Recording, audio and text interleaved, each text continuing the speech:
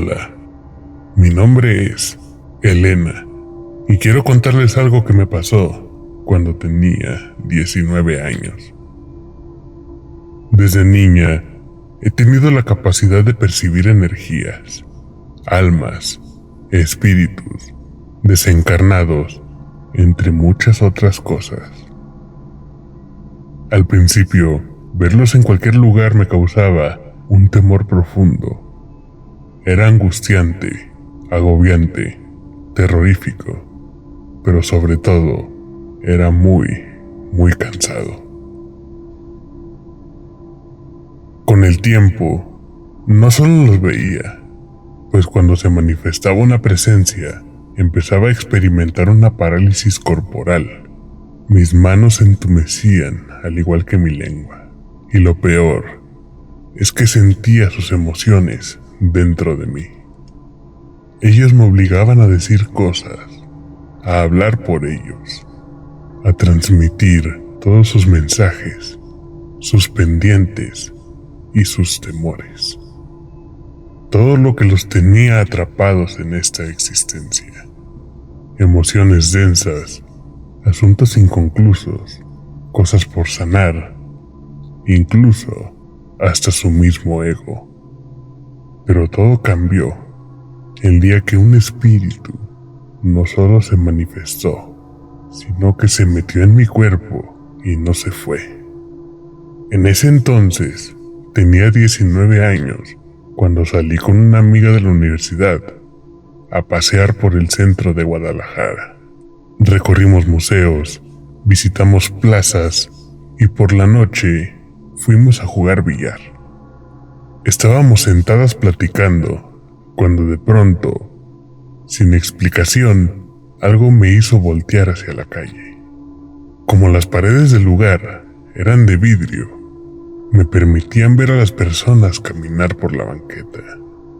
Pero había una en especial, solo una, la cual permanecía completamente inmóvil, viéndome fijamente a los ojos.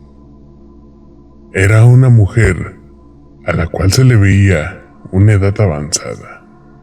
Era morena, con muchas arrugas, vestía harapos y tenía una bolsa de plástico en la cual parecía llevar basura.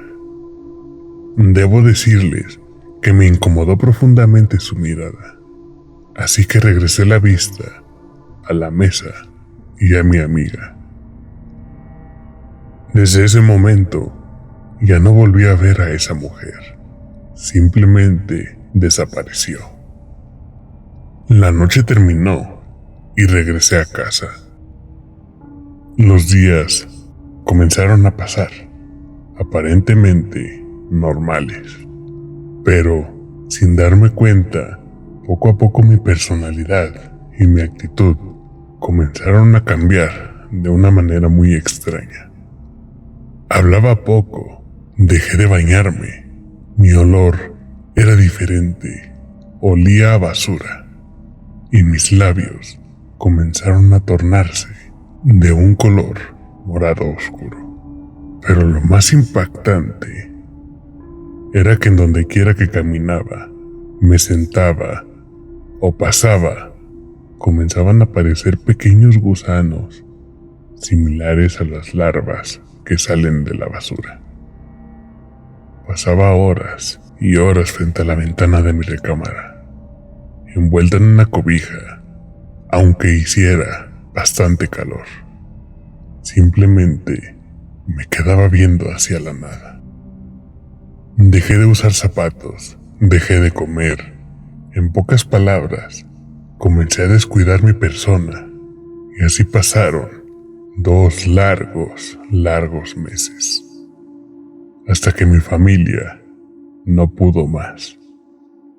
Preocupados por mi salud y mis actitudes, me enfrentaron.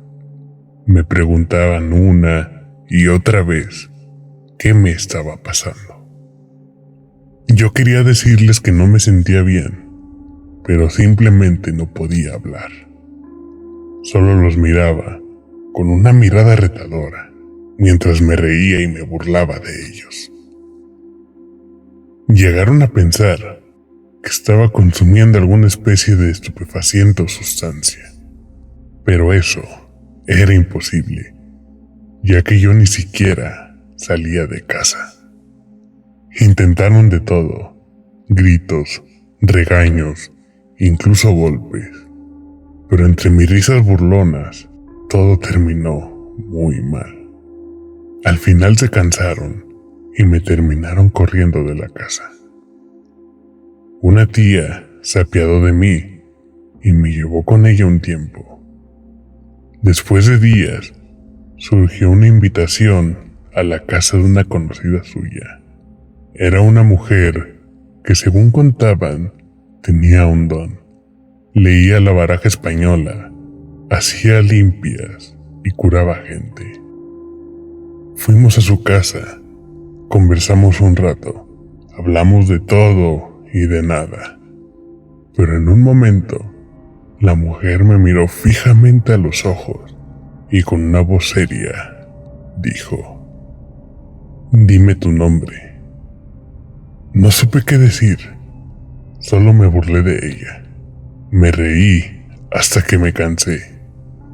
Entonces ella dijo: «Ella no es Elena.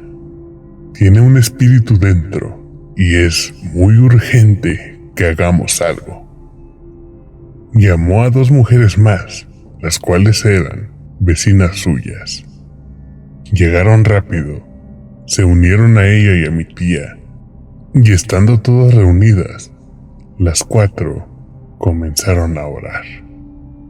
Me sentaron en una silla y la mujer advirtió: «Pase lo que pase, nadie corre, nadie se va, nadie deje de orar».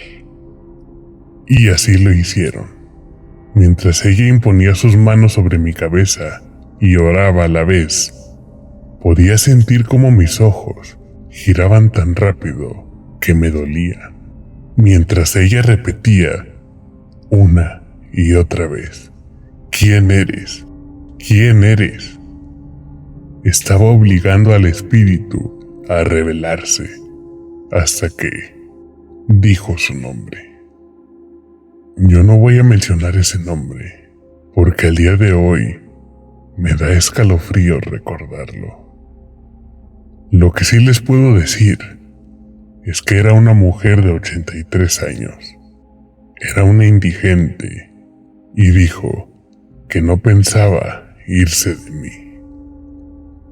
Aún recuerdo todo con claridad: los gritos, mis risas burlonas, cosas cayendo sin explicación. Fue una total locura. Además, afuera comenzó a llover. Pero nada de eso detenía a la señora, la cual seguía orando, hasta que finalmente dijo: «Te vas a ir, abandonarás este cuerpo y te irás con la lluvia. La lluvia te llevará de aquí. Ella no te pertenece. Te irás y no volverás a encontrarla». Su orden fue tan tajante que sentí como algo salía de mí. Dolió mucho, como si me arrancaran algo del alma. Mis ojos quedaron rojos del esfuerzo y comencé a llorar profundamente, porque por fin volví a ser yo. Por fin me sentía yo de nuevo. La mujer dijo que el espíritu se iría con la lluvia, y cuando sentí que se fue, increíblemente la lluvia paró, tal como lo predijo.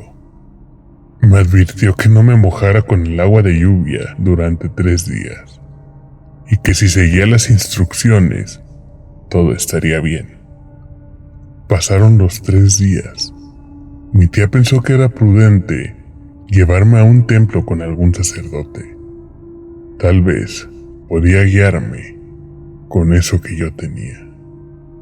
Fuimos con uno joven, me escuchó, pero sentí que no me creía del todo.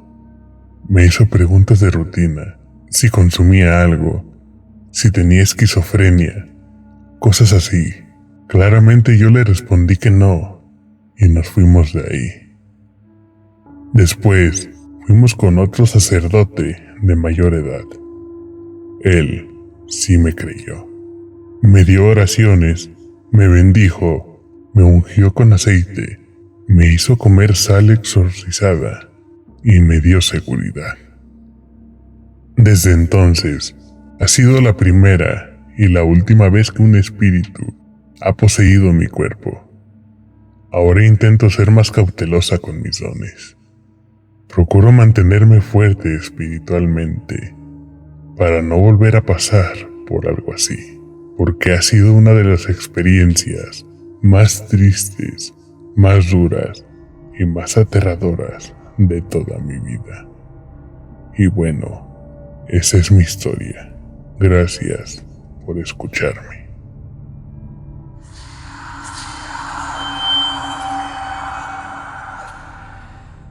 Prefiero que no digan mi nombre. No busco fama, ni tampoco atención. Solo necesito que alguien más escuche esto y me diga que no estoy loca. Porque durante 3 largos meses estoy segura que conviví con alguien que estaba dentro del cuerpo de mi hijo. Nosotros vivimos a las afueras de un pueblo en Guatemala, en una casita humilde, pero tranquila y rodeada de árboles. Todo comenzó cuando mi hijo tenía 6 años. Era un niño normal, risueño, algo tímido pero muy noble. Nunca ha tenido problemas para dormir, pero una noche, de la nada se despertó gritando. Al escucharlo entré corriendo a su cuarto. Pensé que era una pesadilla, que le había picado un animal o algo así. Pero cuando entré, lo vi ahí. Estaba de pie en medio del cuarto, con los ojos abiertos como si no estuviera despierto del todo. Me miró y con una voz pausada, como la de un adulto, me dijo: «Tú me puedes ayudar. Mi cuerpo está debajo del árbol viejo. Nadie me ha encontrado». Cuando lo escuché me paralicé. Le pregunté qué es lo que estaba diciendo y él solo repitió lo mismo, pero esta vez con una voz que no era la suya. Era más grave y más lenta. Yo lo abracé pensando que estaba sonámbulo. Lo llevé a la cama, le canté un par de canciones y me quedé con él hasta que se quedó profundamente dormido. Pensé que este sería un episodio aislado, pero al día siguiente, cuando estábamos desayunando, me dijo: «Hoy no me llamo Elías, me llamo Matías», o por lo menos eso decía mi identificación. Yo le pregunté quién era Matías. Me dijo que era él, pero antes, que le habían quitado la vida a golpes, que le dolió en ese momento todo, y que lo dejaron tirado en un hoyo. Lo cubrieron con ramas y nadie lo buscó. Y ahora, por fin alguien podía escucharlo. Ahí fue cuando sentí miedo. Los días siguientes fueron cada vez más extraños. Elías, o lo que fuera que habitaba en él, ya no jugaba con sus juguetes. Prefería sentarse para ver por la ventana durante horas. Ya no usaba palabras infantiles. Ahora hablaba como un hombre mayor y usaba expresiones que él jamás había escuchado en casa. Al ver este cambio de actitud, una vez más le pregunté qué quería. Él me miró seriamente y me dijo: «Solo quiero que me encuentren. No quiero seguir aquí. Estoy cansado y no puedo descansar». Me decía que estaba bajo un árbol viejo en la colina detrás del río, que desde ahí podía ver su casa anterior, que había tenido una hermana, pero nunca supo lo que le pasó, o por lo menos nunca lo buscó. Intenté no prestarle atención, recé, puse agua bendita en la almohada y lo llevé a misa. Pero esto, en vez de apaciguar las cosas, lo empeoró todo. Mi hijo comenzó a despertarse a las 3 de la mañana, llorando y hablando con una voz que no era la suya. Ya no me lo pedía, ahora me rogaba entre gritos que no lo dejara ahí, que tenía frío, que olía a tierra, Y una vez me gritó con esa voz grave: «Tú me puedes sacar, eres la única que me escucha». Yo ya no dormía. Mi esposo pensaba que era algún trauma o estrés, pero yo sabía que mi hijo no era quien me estaba hablando. La madrugada que lo cambió todo fue cuando lo encontré sentado en el suelo del patio. Tenía las manos sucias, llenas de tierra. Cuando le pregunté qué es lo que hacía, él respondió: «Estaba escarbando por si alguien me encuentra». Después de este episodio empecé a preguntar a los vecinos por historias de gente desaparecida. Y ahí fue cuando una mujer mayor me habló de un joven llamado Matías, un joven que había desaparecido en los años 80. Dijeron que posiblemente se lo llevaron durante un conflicto, pero lamentablemente nadie supo de su paradero. Yo no quise ir a buscar ese árbol, no podía. Tenía miedo de encontrar algo. La situación se volvió insostenible.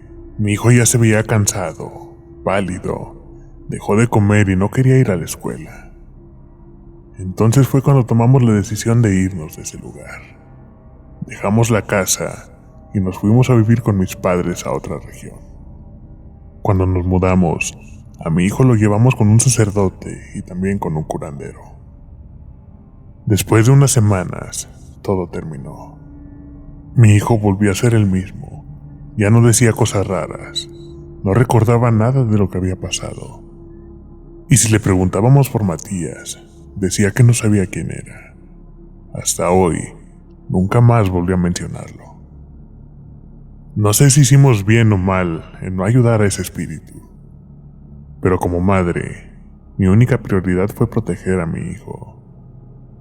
Aunque eso signifique cargar con la culpa de no haber hecho algo más por el alma de aquel joven que solo quería ser encontrado. A veces me pregunto si ese cuerpo sigue ahí, bajo ese árbol viejo, esperando que alguien más, algún día, pueda ayudarlo.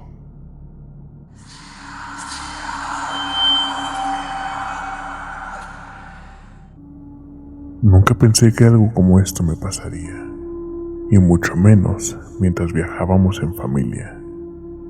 Ese día, yo solo quería pasar unas vacaciones distintas. Era año nuevo, y mi mamá, que trabaja manejando un tráiler junto con su pareja Oscar, nos habían invitado a hacer un viaje con ellos. Mi hermana y yo aceptamos con gusto. Nos parecía emocionante viajar de noche, con la carretera como escenario y la cabina del tráiler como un hogar temporal. Sonaba diferente, divertido e inofensivo.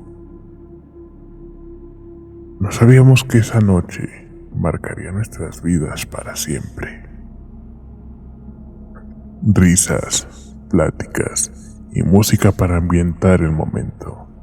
El camino estaba despejado, el cielo limpio y la carretera parecía tranquila, aunque ya se empezaba a sentir ese aire, el cual anuncia la madrugada. Fue entonces cuando mi mamá, por comodidad, decidió apagar las luces de la cabina. Esto, seguramente para que descansemos más a gusto. Pero en cuanto lo hizo, el ambiente cambió por completo. Fue como si alguien o algo se hubiese metido con nosotros dentro del tráiler sin pedir permiso. La oscuridad no era la misma, era más pesada, más densa, como si nos hubiera envuelto por dentro, no solo por fuera. Seguimos avanzando, intentando ignorar lo que sentíamos. Pero en medio de una plática cualquiera, noté que mi hermana se quedó callada. No dije nada al principio, pero luego dejó caer su cabeza de una forma bastante extraña, como si no tuviera control de ella. Fue ahí cuando algo dentro de mí me dijo que esto no estaba bien. Mi mamá también se percató, se giró de su asiento y la llamó por su nombre, pero mi hermana no respondió. Lo único que hizo fue empezar a llorar. No era un llanto normal, era un sonido agudo, entrecortado, como si le doliera el alma. Y luego de pronto comenzó a moverse de adelante hacia atrás, como si algo invisible la empujara y la jalara al mismo tiempo. Tenía los ojos cerrados, la cabeza baja y ese susurro que se transformaba en lamento. Ahí fue cuando el miedo nos invadió a todos. Oscar, sin dudarlo, buscó un lugar para orillarse. Mi mamá, entre lágrimas, trataba de sostener a mi hermana mientras comenzaba a rezar en voz alta. La hija de Oscar también comenzó a rezar con fuerza, apretando una cruz entre sus dedos. Cuando logramos detenernos, Oscar encendió todas las luces de la cabina y sacó 3 cosas que siempre lleva con él: un crucifijo, un rosario y un frasco de aceite bendito. Fue entonces cuando ocurrió lo que jamás voy a olvidar. Mi mamá le puso el crucifijo en las manos a mi hermana y ella de repente gritó con una voz que no era la suya: «Por favor, vete, déjame, déjame». Mi mamá le preguntaba con desesperación: «¿A quién le dices eso? ¿Quién te está molestando?». Pero mi hermana no respondía. Tenía la mirada ida, el cuerpo tenso, y cada vez que el crucifijo tocaba su piel, su llanto se volvía a grito. Oscar rezaba también.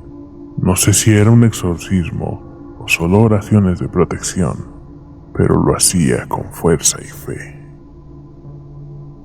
Sostenía el rosario con ambas manos, lo apretaba con los ojos cerrados, y poco a poco mi hermana comenzó a abrir los ojos.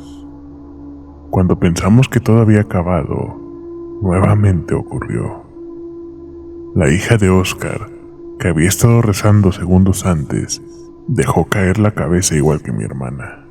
Sus manos cayeron entre sus piernas, sus labios comenzaron a temblar, y de pronto hizo el mismo grito: «Déjame, por favor, vete».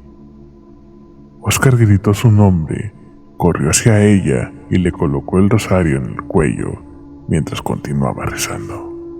Yo tomé a mi hermana como pude para que mi mamá pudiera ayudar también. Ese momento fue todo un caos, un momento eterno, un infierno dentro de ese tráiler. Las dos, mi hermana y la hija de Oscar, lloraban al mismo tiempo. Y en el momento exacto dijeron la misma frase al mismo tiempo: «Déjame, por favor, vete». No era un grito de miedo, era de dolor, de desesperación, como si lo que estuviera dentro quisiera salir, pero no pudiera. Mi mamá tomó a mi hermana entre sus brazos, la abrazó con fuerza, y Oscar hizo lo mismo con su hija.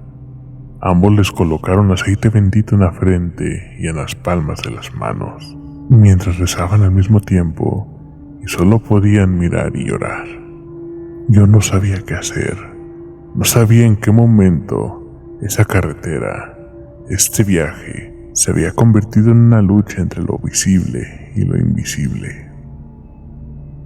Después de unos minutos, los cuales se sintieron como horas, ambas se soltaron a llorar.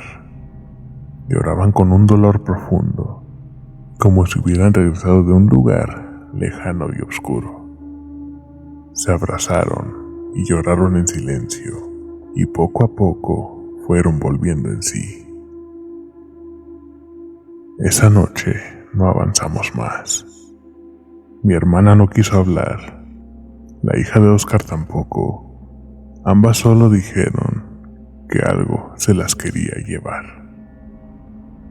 Y aunque nunca supimos qué era exactamente, lo que sí quedó claro es que la oscuridad no siempre se ve.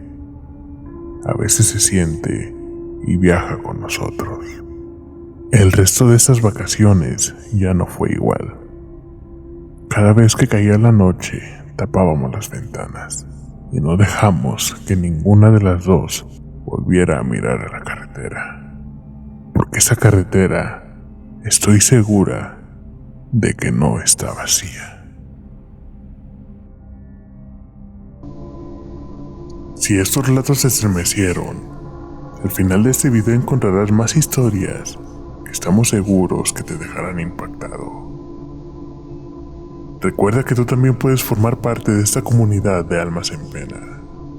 Suscríbete y activa la campanita para no perderte ningún relato. Déjanos tu comentario y si este video te gustó, regálanos un like. Eso nos ayuda bastante a seguir trayéndote más contenido como este. Si tienes una experiencia paranormal que quieras contarnos, puedes escribirnos al correo ellantodelasalmas@gmail.com o mandarnos mensaje directo en nuestras redes sociales. Gracias por acompañarnos y recuerda que en el llanto de las almas nos atrevemos a contar lo que nadie más se atreve a decir.